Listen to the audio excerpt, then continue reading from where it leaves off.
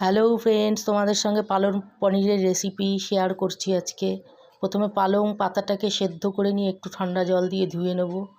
ধুয়ে নিয়ে তারপরে আমি একটা মিক্সির জারের মধ্যে পালং পাতা, আদা, রসুন, লঙ্কা আর একটু সামান্য নুন আর একটু ধনে পাতা সঙ্গে দিয়ে মিক্সিতে পেস্ট করে নেব।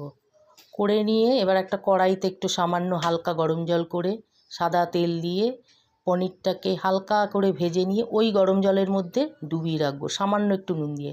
এবার প্যানে সাদা তেল দিয়ে তার মধ্যে আমি দেব হলো তেজপাতা, শুকনো লঙ্কা আর হলো সাদা জিরে ফোড়ন দিয়ে এবার পেঁয়াজটা দিয়ে হালকা করে একটু নেড়ে ভেজে নেব।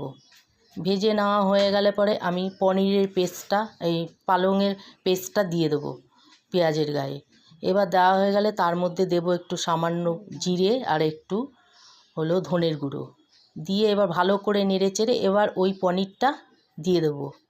দেওয়া হয়ে গেলে একটু নেড়েচেড়ে নিয়ে ভালো করে তারপরে দিয়ে দেব একটু সামান্য চিনি আর দেবো হলো গরম মশলার গুঁড়ো আর হলো বাটার, সামান্য বাটার দিয়ে দেবো একটু টেস্টের জন্য।